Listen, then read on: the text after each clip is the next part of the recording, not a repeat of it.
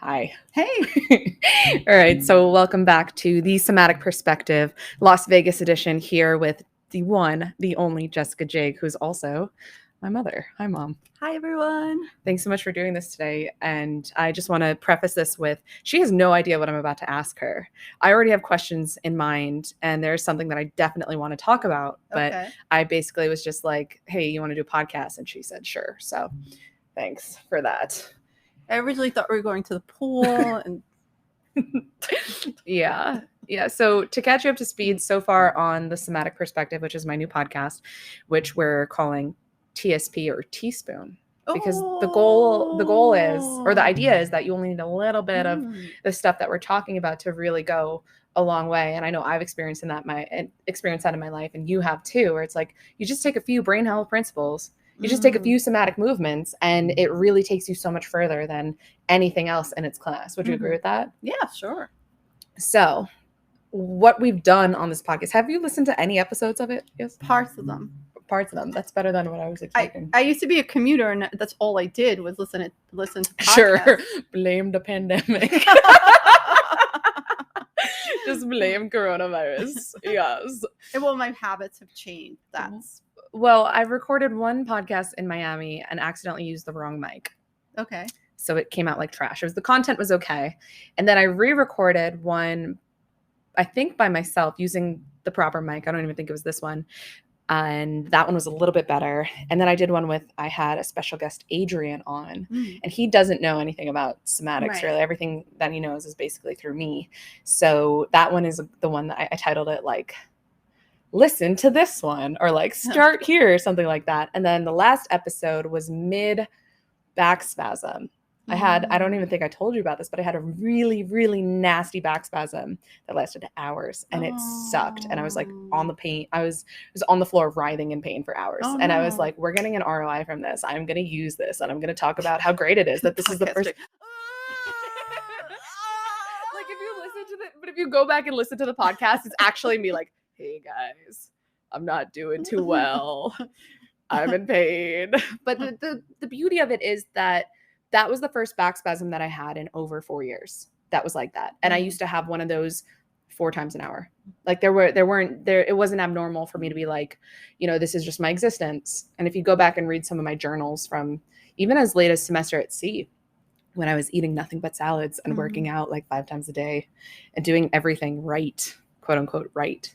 But what I talked about in that podcast is the way in which sometimes when we're in pain, the best thing that you can do is not escalate it or not let it compound, because I think physical pain and mental pain is really easy to compound.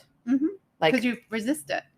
Yes. So you kind of have to accept that it's happening. But I was hoping today that we could talk about compounding grief. Oh. Yeah. Have you ever noticed the way grief compounds? It's a bitch. Oh, it does, because when you have to grieve something new, it takes you back to all the past things that you faced and made you sad, right? Might have to speak up. But yeah, and it's almost like when one thing hurts, if it reminds you of something else, or if you're already upset, it kind of like, I don't know, it's like all the sad bones are like, wait, we're jumping on a sad train, let's get upset about this. I saw something today from Julian Blank's Instagram that said your internal world colors your external world. Of course it does. And I think that's intensely somatic. It is, because state precedes story. State precedes story. Meaning your physiological state yes, precedes the story that you even have access to potentially tell yourself about the world you're living in. Okay. And as you know, because we're very close, I've been hella feeling some type of way this past season. And for me, it's very much past the point where I feel like we even need to talk about it, or I'm not even concerned about, like, there were days where I told you, like, hey, I'm upset and I don't really care why I'm upset. I just care about what it's going to take to make me feel better. And obviously I did a lot of work to get to this point, but I think something that's lacking right now is people. I'm very fortunate that I do have an overwhelming amount of support to get me to this point where I do have people that I can talk to and rely on and stuff. But some people don't have the world's best mom. So like, what would you say to those people who still need to talk about it? Because I would say journal. What would you say? I would say a lot of well-intentioned people will tell you stuff, especially stuff that's worked for them. Take it with a grain of salt And a shot don't of tequila. think salt around the rim of a, I don't know, tequila shot. Lick it, what is it? Whatever. But if their advice doesn't work for you, that doesn't mean there's something wrong with you or it's hopeless and you slip further into despair. Because That's a bold claim. what? But if their advice doesn't work for you, yeah, don't think that it's hopeless. I feel like that's a big jump. some people are so righteous in their perspective of what's going to work for you, and some of these people actually have impressive titles, right? I knew someone, she shelled out for a 6-figure coach, right? So now she's shelling out somebody. Whoa, damn. What? Whoa, damn. Right? Over $100,000. So like, oh, let me check this woman out. And this woman, what she's preaching about emotions is 100% wrong, right? So now could you imagine you thinking, here I am, I'm in this state, I want to get out of it. And someone's telling you something that works for them. And from their point of view, they think this is what they need to be telling people, but it's not working for you. And I know you're talking about grief, you're talking about sadness, and those are two different emotions, right? Yeah. But when we talk about state preceding story, that comes from LCSW Deb Dana and Dr. Stephen Porges. And it might be Deb Dana's words to say, this state precedes the story. And what that really means is behind the scenes. Just hold it here so the audio is so consistent. Behind the scenes, your body is scanning for threat or safety. Mm-hmm.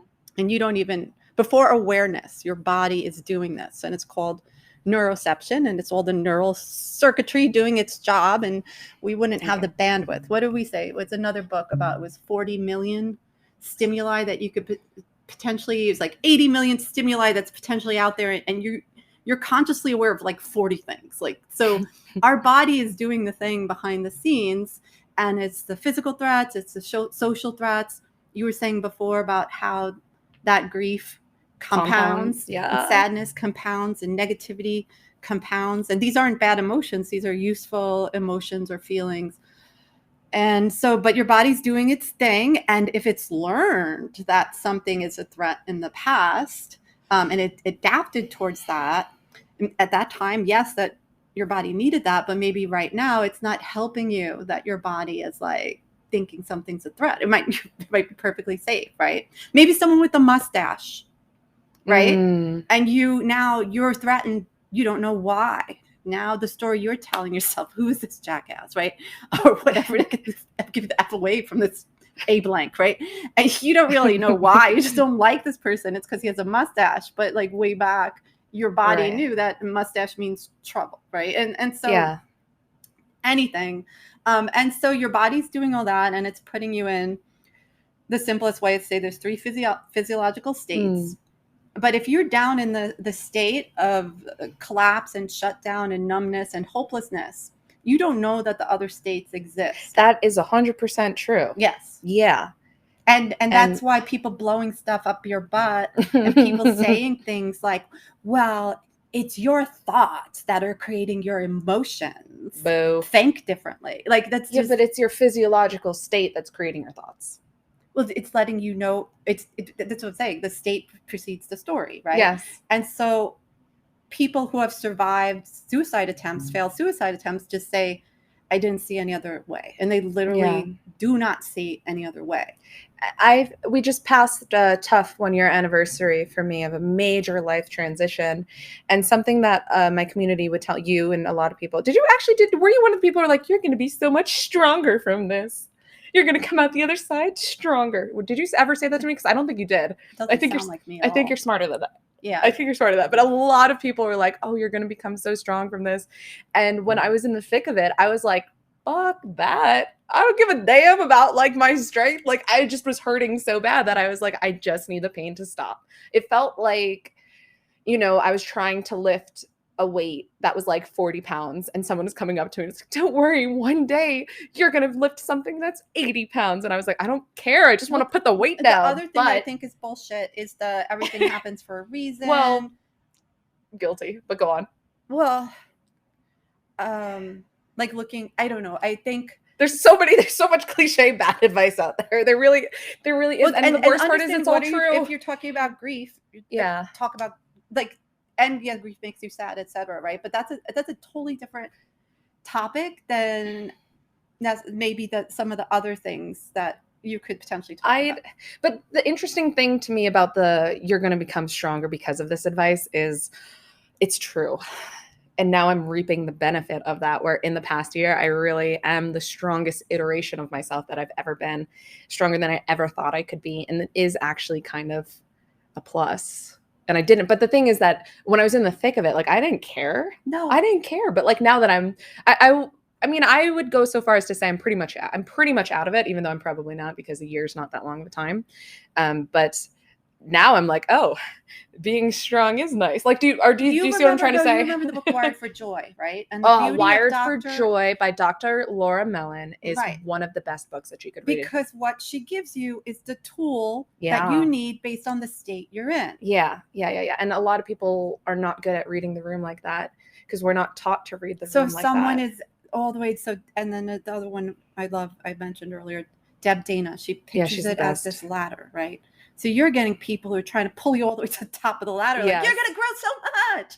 Yeah. And you're just way down there. All you need is some cues of connection and safety and like you need little other things.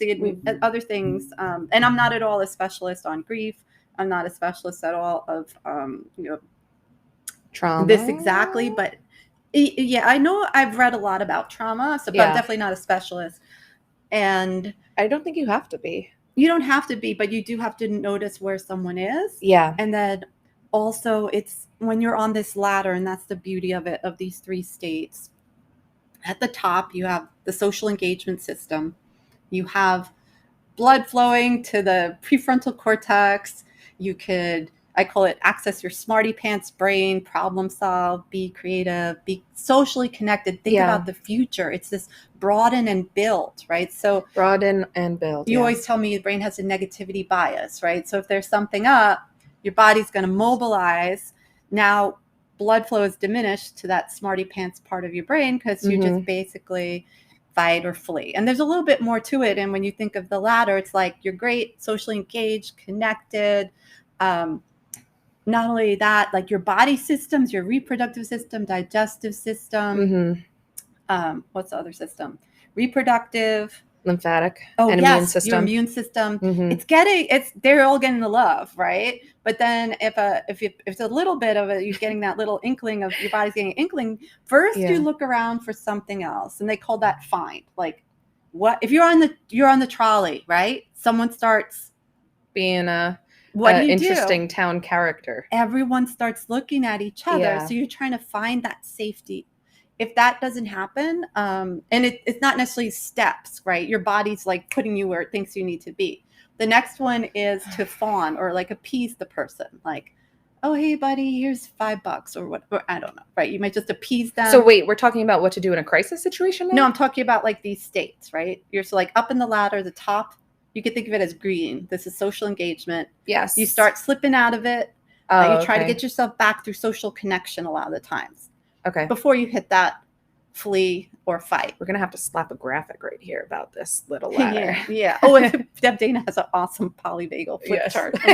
Actually, we could just flip through it and like cut over this part with the flip chart. Okay, continue. As you see here on the ladder. Continue, and then I'll tell the flip chart story. Your body's mobilizing.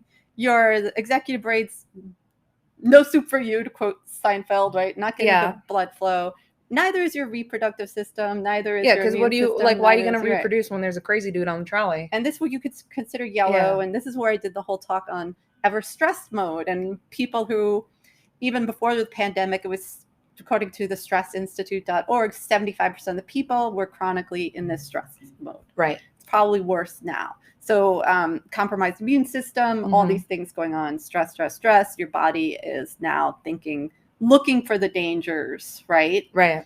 And then if you go down to that lower level, which you could think of as the red, well, that's where you feel hopeless, numb, dissociated. And it is something that we're naturally moving up and down all of these three states, believe it or not. That's just the normal day in and day out. Yes. what happens is, where's my home base and how easy is it for me to get back up here? Or Right. trauma physiology, am I like plummeting from here, crashing somewhere else? Like these jarring kind of pulling you down, right? So you could see these, like, I love Deb Dana's ladder, but I like to think of it as an elevator. Like, is your elevator smoothly, is it waiting on Or this like floor? the clutch, You know, we're in the on hotel, the motorcycle, shifting gears. Is the elevator ready for us? And then we just smoothness. That's what it is. We're not saying you're up here in the sunshine, happy, joy all the time. And how you could self-regulate to get yourself, that's what you were saying. That's what you're basically asking. Like, I don't care why. How do I get myself exactly? Up this like, I don't care why I'm in the red zone. I just want to get back to green.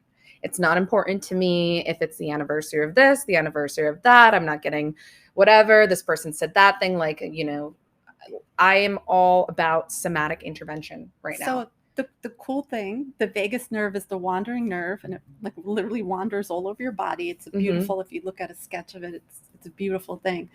I could tell you some other fun facts that relate to this. It affects the way, but hold it here so the audio is consistent. Okay, so which state you're in, this nerve is affecting your eyes and your ears and your mouth. So ever try to find something and you can't find it, and it's really like right in front of your face? You're like, how did I not see that? Yeah. It's because when you slip into that yellow mobilized state, you get tunnel vision. So you literally can't see it.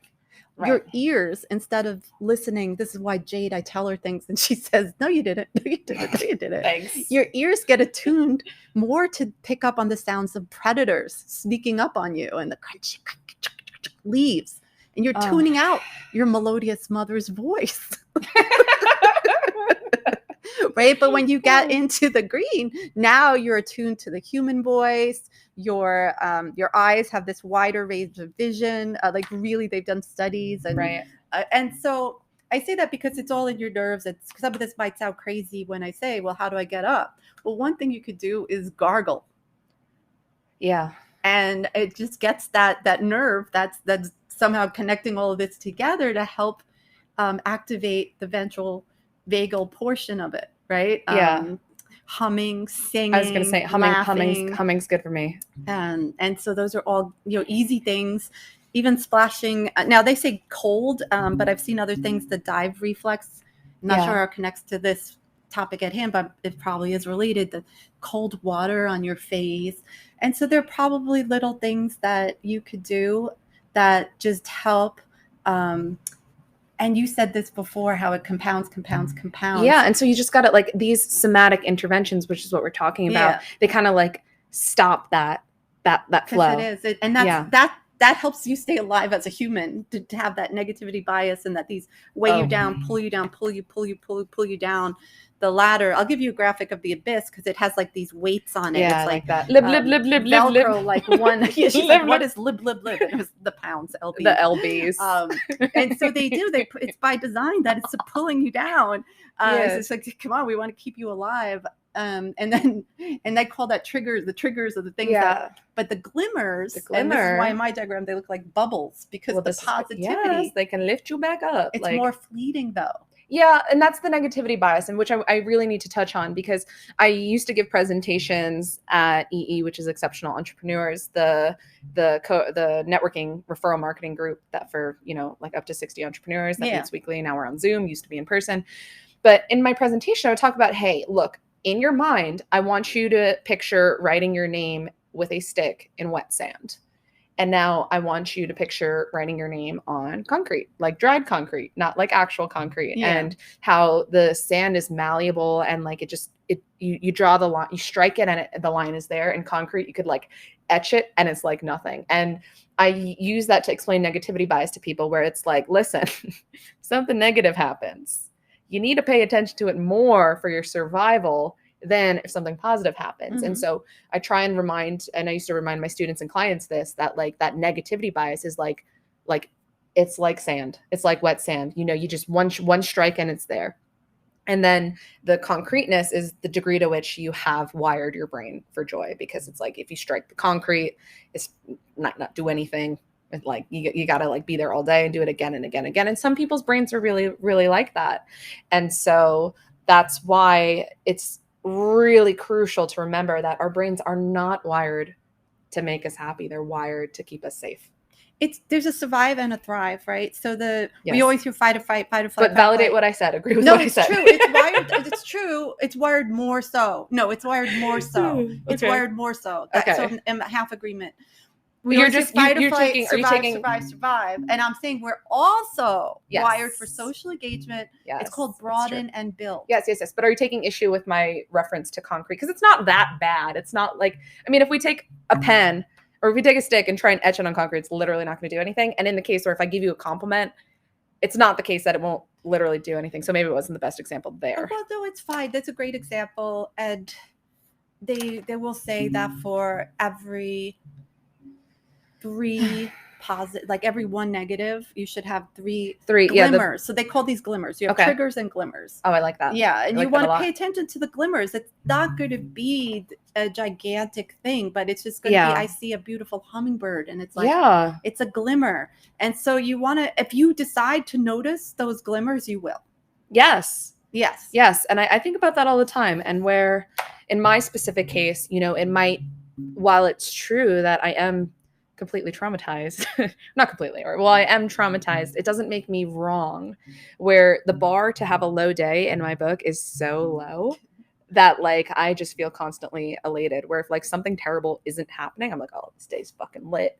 This is the best. Like, wow, no one got hit by a car today. No one's in the hospital. Nobody came down with this. Nobody, you know, like everyone's, I can count all the people that are alive and healthy and their people are alive and healthy. And And, it's genuine. like, it's so genuine. Oh God, it's so genuine. Because faking is worse. No, faking would be like that clenching so I talk forced. about these bubbles and these Yeah. glimmers. I say neuropositivity because it's real. Yeah. Dr. That's Barbara okay. Fredrickson did a study. I believe it was her own study, but at least she wrote about it in one of her books, where there was a bunch of men. They already had a coronary issue, be that a heart attack, something. And the ones who faked positivity had more recurrence than the ones who just let them get angry. Yeah. I think a lot of times people hate on positivity, but that's the fake positivity. We're talking real. It's like the difference between if you had never eaten a banana and someone gave you a banana Laffy Taffy. And then knowing like the what actual fruit. Finding a dog. We saw a dog walking through here and that Shiba Inu was so cute. Right? It was the cutest dog I've ever just seen letting it in happen. Vegas. And so if you could set yourself up for it, or if you tell yourself, hey, I want to know these glimmers, your body will do that for you, right? If I couldn't think of the name of the song and I'm like, what's the name of the song? In the background, my body's thinking about it. And then some point I'm driving along and I'm like, oh, it was the Academy. Hey, like that, right? I will. So you tell your brain that, and again, your brain's doing all that behind the scenes stuff for you. Yeah. Your whole body, actually, it's not just your brain; it's embodied, everything. Your gut. Oh my goodness, that's a separate episode. I see. We had the same thought. I heard that one. But yeah, there's more to it. So, and the other thing is, in working with people, I'll just say that the studies for if you have a team and people around you, they say you want to give 5 positives for every 1 constructive criticism. But I've moved more towards feed forward, like thinking about, instead of saying, hey, Jade, you know what you did on that last podcast? Don't do those this again. is an ongoing conversation with me and one of my friends. Yes, really? Continue. Go on. The feed forward is like, now you made me your critic if you ask me for that. And this is a quote. I wish I could tell you who. Maybe I'll find it for you. But you'll find it for us. If we do feed forwards, yes, we do feed forward. Now I'm your partner in your improvement, right? So there's a difference. So you could shift that way. Yeah, definitely. And this is, I want to circle back to a couple things. Okay. But it reminds me, like in high school and middle school, I definitely was more fake with this, where I would just like, they would be like, oh, you get extra credit if you compliment if I catch you saying something nice or like this and that. And so I would just like, I didn't like anything about people and I would just notice stuff about them and then say it. So I'd be like, like I would notice Corinne was wearing a blue blazer instead of black one. And I'd be like, I like your blue blazer, but it was like totally disingenuous. And it was just hilarious story. Yeah. But I just want to say that now it's genuine. So I'm doing Yeah. the same thing, but it's coming from a Yeah. different place. Yeah. So go on. There was this very grouchy lady at the Islip MacArthur Airport. This was on Long Island, people. Yes. And so I won't say which flight. It was Southwest. All right. So she was so mean. Like she was so grumpy. And Oh my mean. God, I love this story. Continue. And so I was just trying to like soften her up a little. And then again, this is before I knew about the how important authenticity and being genuine is. So I told her, I like the highlights in your hair. And she looked at me like I was crazy. And I said, they're subtle. And so she goes to her friend, I'm walking away with my stuff. She goes, she called my hair subtle.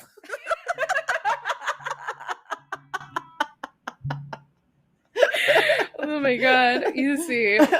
Yeah. And she was not. People are not their best selves when they travel. I did not move her up the ladder at all that day. No, people are not their best selves when they travel 100.0% of the time. Some people are, and some people can be. Whatever tangent you're going on, we don't have time for it, fortunately. I just figured I might as well. What, Dan? Like that traveling, and when I had to commute to the city, you figured you might as well what? Just enjoy it and and well, connect. Oftentimes in my own life, the times that I'm in transit when I'm on a bus or train or plane, that's like the only me time that I get. Okay.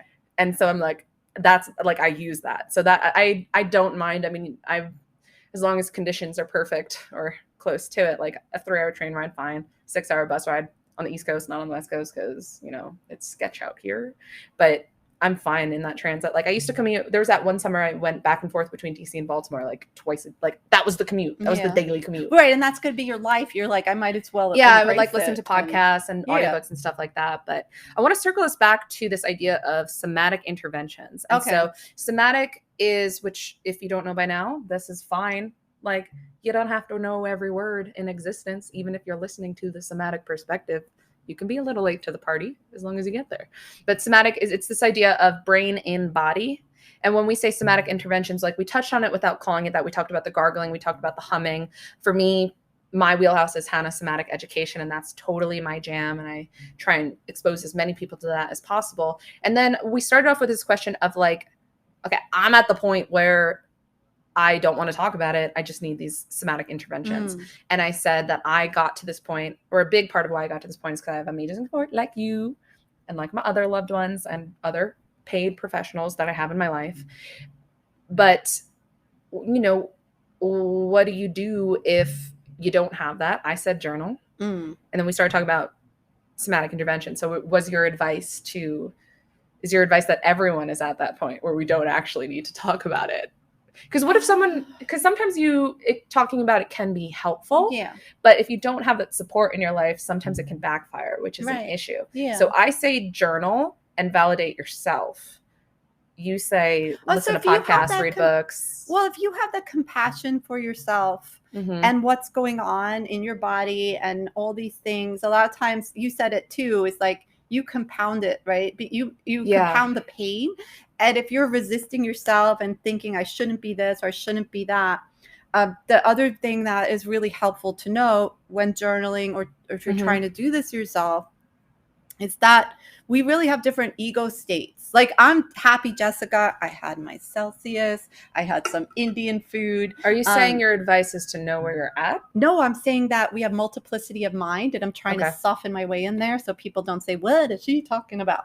But we see it. Like I've done the, I look at my Facebook posts and I'm like, me, I'm so proud. I meal prep for the whole week. Also me, I just ate Monday through Thursday's meal. Or, we see this where it's not necessarily a monologue or one narrator, but there's stuff in there, right? I can hear you dying to talk about IFS, which is going to have to be a different topic of conversation. The whole thing is compassion because no matter what's popping up there from that perspective of it, you could consider it an ego state. There's other things we're calling it a part of me this, part of me that. And we see this with the me, also me. It's hilarious. To just know that every part of you has a good intention. Now, the outcome, not so much, as Bart would say sometimes. But stopping the criticism, even the critic, you're welcoming the critic by asking the critic to step back a little, or, We demonize these parts of us, and so don't do that. Don't do that. Don't do that. But welcome all parts of yourself. I don't know if you remember this, Mom, dearest, but last December I had to make a really hard decision that I ended up using a tiebreaker on because I literally, I was like, all right, I'm gonna flip a coin. I'm gonna, like, basically, I didn't flip a coin, but like, you know, I was like, I'm gonna use a tiebreaker. And then I made the decision, and then I went to Hawaii. And it was like with every hour that passed that I was in nature, like in the ocean, looking at the trees, just watching the leaves move. It was like I could feel it with every hour that passed. I was like, that was the right decision. Yes. That was the right decision. That was the right decision. And I'd say journaling is important, and that might be the 5th time that I've said that in this conversation, but I am a big, big supporter of that. Like, even if they've done studies, even if you journal for 2 minutes a day, it's going to make a difference. And even if you journal about the parts that are popping up, you're gonna. Well, that's like that's a big flex. That's hard to do. That's right. You literally just said, like, you know, even if you shoot a 3-point shot, you're gonna get points. Dr. Fang on YouTube, she was just saying how it's like you're writing a screenplay. Yeah. And it gives them each part a chance to let their voice be heard, and you can look it over. Being in nature is so important. Being in nature, if you could do 20 minutes a day, they say that just helps your stress levels, helps you so much with your wellness. Yeah. Or look at blue-green images of nature. Like that beautiful... Like being in nature is a somatic experience. It's a bodily experience. All of life lived is a bodily experience. Much like everybody else, or a lot of people that we know, and a lot of people listening to this, like 2020 was a very hard year for me. And for the first time in my life, I actually had to deal with acne. And I didn't have acne as a teen. I never had skin issues before. And every facialist or esthetician I went to was like, I don't think this is acne because none of it is on your back. And I went to the doctor, and she's like, this isn't acne, it's hormonal. And so it was literally, there was too much testosterone in my body from spending too much activating my sympathetic nervous system, also known as being in fight or flight response. Or the middle of that ladder we were just talking about. Yes. And so as my skin starts to clear up, it's like this visible manifestation and marker of like, I'm actually getting out of the woods. This is actually clearing. I'm actually healing and getting better. And it's just interesting that it's just somatic. All of life is somatic. And it's, every place on that ladder is across bodily systems. Yeah. It's not just by feeling at the moment. It's across, like you're saying, the hormones. Yes. Hormones come into play into that, of course. Yeah. Hormonsters. And the parts that pop up when we have hormones. Come on, let me talk about this. Come on, this episode will be a lead-in to the IFS part 2 conversation of this that will build on it.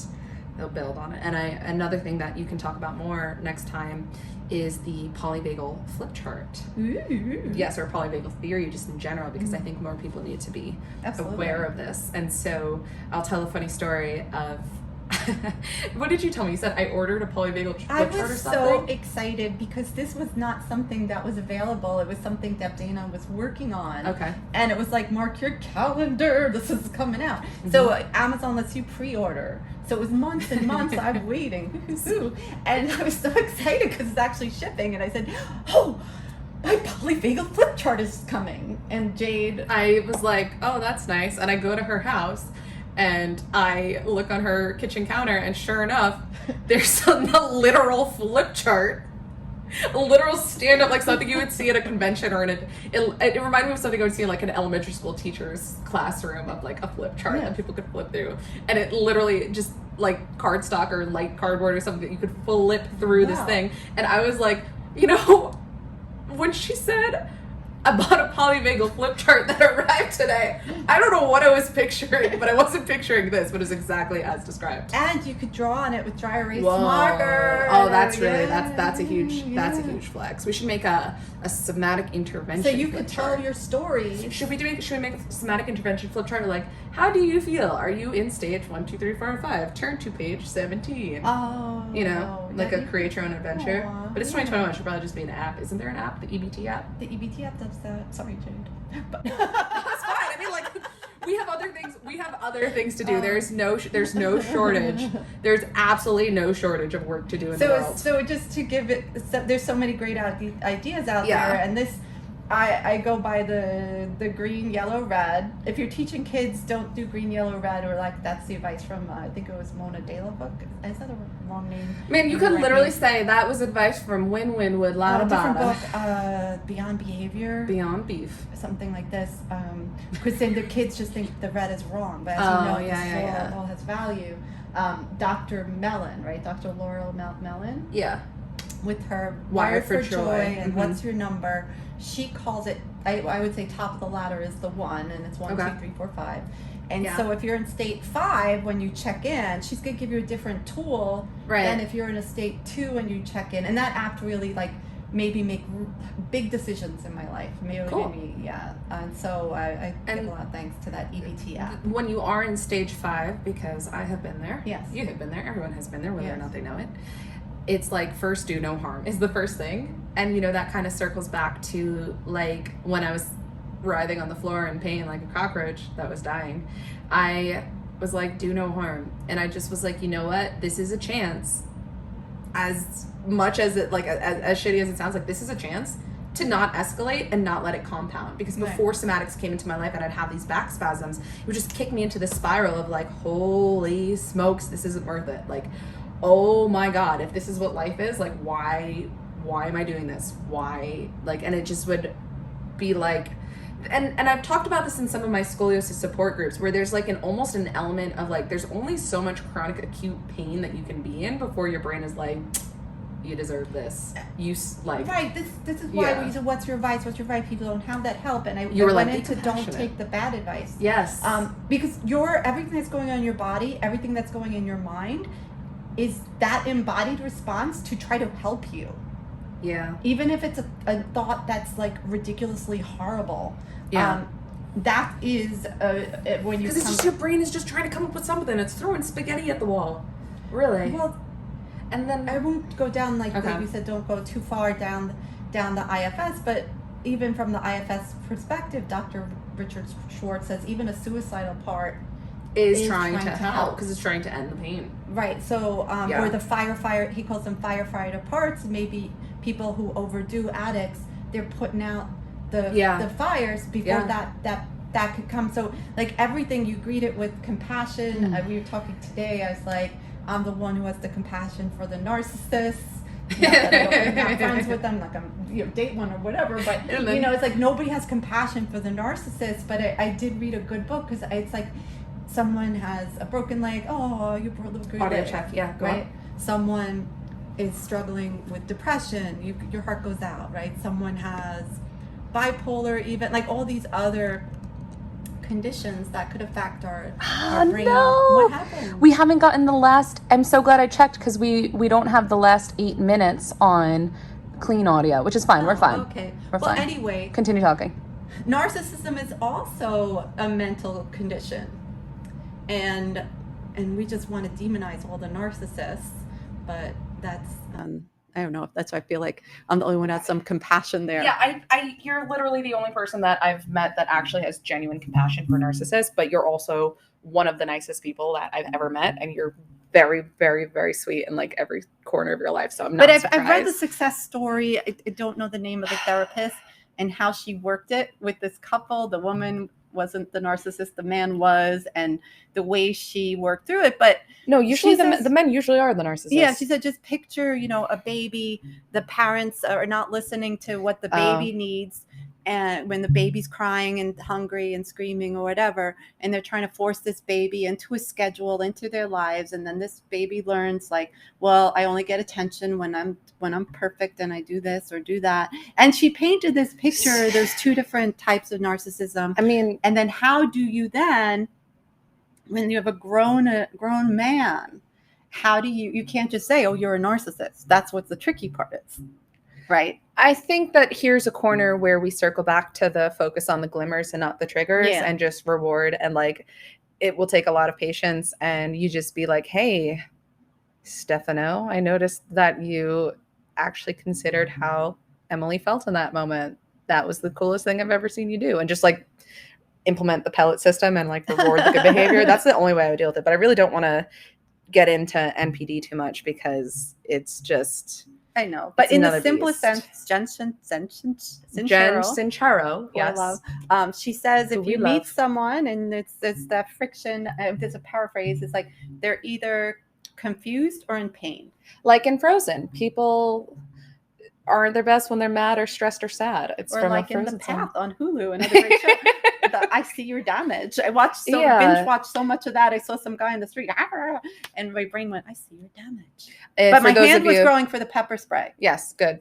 For those of you that don't know, on Hulu, there's a really excellent show called The Path that is just really wonderful and totally worth watching. And if you do get into it, write to us because we'll become I want best to interview friends. the person who wrote that. Yeah, it's a good one. They talk. It's a really like it. It's we're in such a time where life coaching and personal development and self-help is so huge, and I feel like the show is just like, yes, this is timely and appropriate for now. It's about a cult. It's not a cult. No, it's not a cult. Oh, they're not a cult. That's the whole thing. That's the thing. They want us to have this argument. Yeah. They're like, it's tension. I didn't watch the whole thing. She watched the whole thing. Oh, so really? Oh, I'm saving it. I'm gonna watch it again. I would watch it again. Are we gonna watch it with Travis? I don't rely on him. I love you, Travis, but I'm not gonna wait for you. Yeah, that's super important.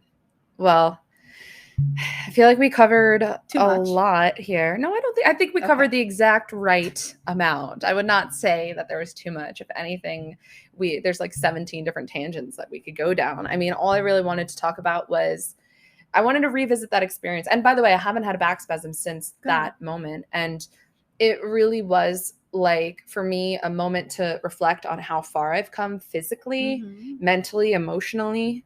And that just to be thankful that I don't live there. Like I just accidentally visited it. And, we're probably able to trace some contributing hormonal factors to that episode of sorts that I would say. And it's really great. Like that was every day of my life. And I haven't had a day like that. Like that was the first day like that in over 4 years. How cool is that? It's cool. And it helps you remind and yourself of how like what your clients feel. Yeah. And like what I'm doing and like why somatic education is so important to me. I mean, they freaking told me like, you're going to be in this brace forever and you're going to get a little bit worse every year. So enjoy what you have now because this is the best it's ever going to get. And my freaking doctor was like, you don't win an award for not taking your meds, Jade. She actually told 2013, a quote from Dr. Andrea. Hi, lady. See, my first piece of advice was don't listen to the bad advice, right? If someone gives you advice, but you don't know it's bad. But that's why. If you're the one down in the hopeless, and you can't see the possibility of the other parts of the ladder, and you hear the most terrible advice, and it doesn't work for you. So if you spend, well, you know this about me, one, because you know me, but two, because we're also the same person, which helps. But I was on an Instagram account at T Diaz Mercado, and she's one of the most wonderful people that I've encountered. She has just such a good energy. And when I met her, she was wearing a shirt that said Angel Vibes, and I was like, "There's no one on the planet more appropriate than to this." We met in the hills those couple days I spent in Hollywood. And she did a little short Instagram video saying like, "Hey, if you're a guy and you're out at the club and you're like feeling nervous, just start dancing because get out of your head. Like if you want to get out of your head, get in your body." And that in that moment of me having a back spasm and watching this Instagram video, I realized that like I did the reverse. I trained myself from a very young age that like my body was so uncomfortable, let me get into my head. And that's how I became the excellent pattern finding, seeing somatics everywhere, putting, links together. Like and people would traditionally link A, B, C. I would link up like ZQX Nebraska 72R 35. Square root of 31. Yeah, exactly. And so because I grew up in this physical pain and it was like I needed that mental stimulation. And so I've been getting some pushback this summer for being, quote, heady or being like, do you never stop thinking? And I'm like, no, I don't stop thinking. But also that episode of being in that Michael Taft's non-dual meditation series, which is now a course you could take. Oh, cool. It's amazing. Yeah. So like this, Or Richard Schwartz's, I just was listening to his meditation. Mind, body, not an interesting distinction to me anymore. In Myers-Briggs, they split it into 4 letters. So I'm a proud ENTP J because, I started a business and I had to be J. She is the biggest INFJ you'll ever meet. Textbook. I got EN. What I get? Wait. ENTJ. You're an ENTJ. You're an ENTJ, INTJ. It's like you're split. I get different. Yeah, I yeah, get but different. of those 4 splits, the ENTJ. introvert extrovert split, which is the first one, is the least interesting to me because Okay. it's like, it switches. Like, yes, I score in the 99th percentile for extroversion, but I'm also fine alone in the woods for a week. Like, you can leave me alone. I don't Omnivert. ambivert. Oh, ambivert. But to me, like, the mind body distinction is becoming less interesting like that. Like, I don't want to talk about like what is the mind, what is the body. I just want to look at the somatic experience, and I want That more. makes more sense. Like, I want more somatic conversations in our schools, in our workplaces, in our government. Actually, I just want less government in general. But like, somatics is the move, and I think that this conversation and this tweet will age very well. And I do think that in 50 This years. was a tweet. It was very short. I'm pretty sure we stayed under the character limit. For all you other non-millennials and non-zoomers, we just say like that tweet aged well, but like about like anything. Oh, you do? Yeah. Okay. It's a thing. I promise. But I think in 50 years everyone's gonna be on this, but hopefully we are taking steps every day of our life to move towards that future, because I think that a brain healthy society is a society is the only society worth pursuing. So on that note, I think that we can say a somatically healthy society. Yeah. I mean, if it's not somatic, I don't want it. If it's not somatic, if it's not somatic confidence, competence, or like somatic literacy, I don't want it. I don't want it. What you're saying is you don't want the bad advice. So my first piece of advice. Yes. Well, here's the very last good advice that I moved to close on. Actually, is that Bo Burnham's Inside, which is a hour 15 hour and a half long Netflix special, only available on Netflix, I think. And I just want to say that had a profound impact on my life and just brought so much joy. And Bayside. And you want to talk about well, Bayside is not just like an hour and a half experience, Mom. It's not just like, I'm telling people, if you're feeling down, if the grief is compounding, if you need something to stop the pain, go watch Bo Burnham's Inside. Okay. You can at me on this. You can fight me on this. I absolutely love it. It had a really good experience. It had a really good impact on me. Listen to The Walking Wounded too. Yeah, yes. And my mother's advice is because she wants to give a shout out to Bayside, so go ahead. No, I do. And they did save my life, so. And when they sing, it's with this hope. So they're singing and you feel the pain, but you also feel that determination and the hope, even though they're not expressly stating that for the most part. Yes. Oh, get ready to cry tonight because they're going to play Winter. No, they're not. Yes, they are. are. No, they're not. Oh, yes, I am going to cry. Oh, no, I don't want to do. Oh, shit. Guess we're not doing makeup tonight. No makeup. No makeup. Well, ladies and gents, thank you for tuning into another episode of The Somatic Perspective. And I want to say thanks again to our very, very special guest, Ms. Jessica Your very Jake. special Jessica. Our very special Jessica, my best friend and confidant. And if you ever want to trick her into having an hour-long podcast, just tell say, her, like, we're going to go to the pool. just say, we're going to go to the pool. Let's sit down. Mom, wear my orange shirt. That's yellow. That is 100% a yellow shirt. And we've got a pool to jump in, so we got to run. But I want to end on a hug. I love you, Mom. I love Thank you.